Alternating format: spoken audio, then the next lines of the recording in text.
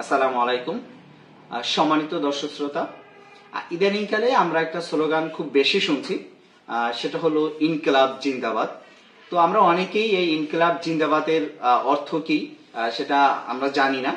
তো আমি আজকের পর্বে এই ইনকিলাব জিন্দাবাদ দ্বারা কি বোঝানো হয় সেটাই আপনাদের সামনে ক্লিয়ার করার চেষ্টা করব।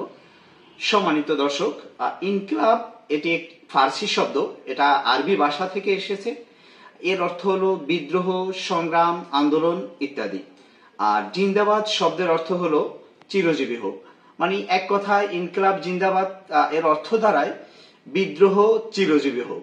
তো ইনকিলাব জিন্দাবাদ এই শব্দটি সর্বপ্রথম ব্যবহার করেন ভারতের প্রখ্যাত রাজনীতিবিদ মাওলানা হাসনাত রুহানি। তিনি 1921 সালে এই ইনকিলাব জিন্দাবাদ শব্দটিকে ব্যবহার করে ভারতের সমগ্র জাতিকে একই প্ল্যাটফর্মে এনে ব্রিটিশ বিরোধী আন্দোলনকে আরো ত্বরান্বিত করার চেষ্টা করেছিলেন। তৎকালীন সময়ে ভারতে বিভিন্ন ধর্মের বর্ণের মানুষ ছিল।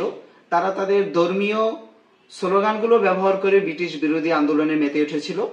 তো মাওলানা হাসনাত রুহানি তিনি উপলব্ধি করতে পেরেছিলেন এভাবে দলে দলে বিভক্ত হয়ে যদি আন্দোলন করা হয় সেক্ষেত্রে আন্দোলন সফল হওয়ার সম্ভাবনা খুবই কম। তাই তিনি সমগ্র জাতির জন্য একটি স্লোগানকে বেছে নিয়েছিলেন, যে স্লোগানের নাম হলো ইনকিলাব জিন্দাবাদ। তো সেই 1921 সাল থেকেই যত জাতি বিদ্রোহ শুরু করেছে তার অধিকাংশ জাতি বিদ্রোহের স্লোগান হিসেবে বেছে নিয়েছে এই স্লোগানটি ইনকিলাব জিন্দাবাদ। তো সবাইকে ধন্যবাদ, ভালো থাকবেন, সুস্থ থাকবেন। আসসালামু আলাইকুম রহমতুল্লাহ।